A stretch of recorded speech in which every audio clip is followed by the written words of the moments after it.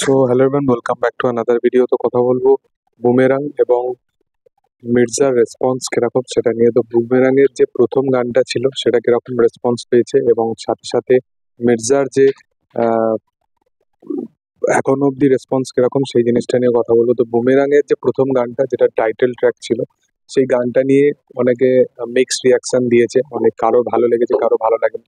আমার পার্সোনালি গানটা video সংটা work করেছে এবং মেকিং বা যেভাবে তারা ওইরকম ডিস্কোর মধ্যে শুট করেছে, তো সেগুলো মনে হয় যে আগেকার দিনে বাংলা সিনেমায় যেরকম একটা বাজেট স্কেল ওয়াইজ জিনিসপত্রগুলো বানানো হতো সেই জিনিসটাকে এখানে স্কেল ওয়াইজ ঠিকঠাক রাখার প্রচেষ্টা করা হয়েছে।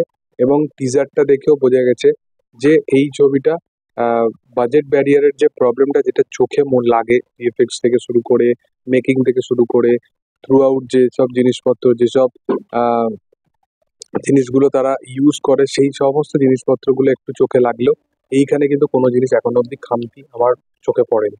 এবং সেকেন্ডলি এর দুজনের মানে অ্যাক্টর এবং অ্যাক্ট্রেস দুজনে ইকুয়েশন বা কেমিস্ট্রি খুবই ভালো লেগেছে। এখানে জিৎ এবং রুক্মিণীকে একসাথে খুব ভালো লাগছে। কিন্তু গানটা এরকমও নয় যে আমি ফাঁকা টাইমে বা ফ্রি টাইমে বসে সেই গানটাতে শুনতে পারবো বা সেই গানটা আমাকে সেই ভাইবটা ক্রিয়েট করাতে পারবে, যেটা একটা জিতের আগেকার ছবিগুলো যেটা হতো।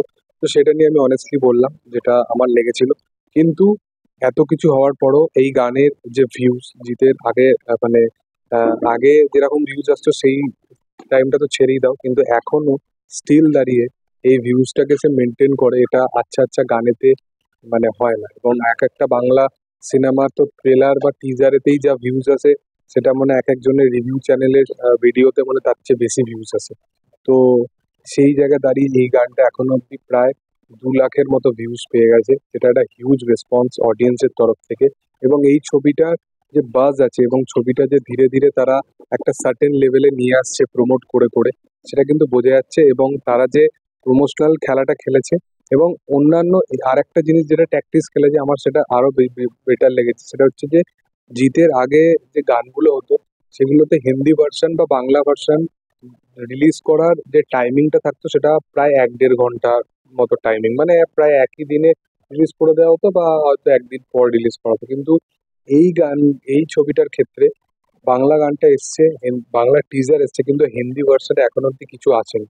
তো বারবার যে তারা ছবিটাকে অডিয়েন্সের কাছে পৌঁছে দেওয়ার চেষ্টা করছে, তো তার যে প্রমোশনাল স্ট্র্যাটেজিটা সেটা কিন্তু ব্যাপক লেভেলে।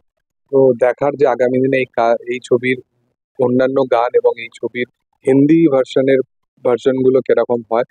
আর অন্যদিকে যদি মির্জার রেসপন্স নিয়ে কথা বলি, তো মির্জার রেসপন্স এখনো খুব ভালো।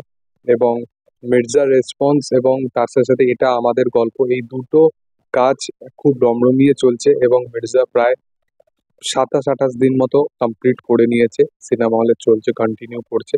তো আগামী দিনেও এই ছবিটা চাইবো 100 দিনের ওই যে বেঞ্চমার্কটা আছে সেটা সেট করতে পারে। তো তোমাদের এটা নিয়ে কি বক্তব্য অবশ্যই কমেন্ট সেকশনে জানিও। ভিডিও ভালো লাগলে অবশ্যই লাইক শেয়ার সাবস্ক্রাইব করে দিও।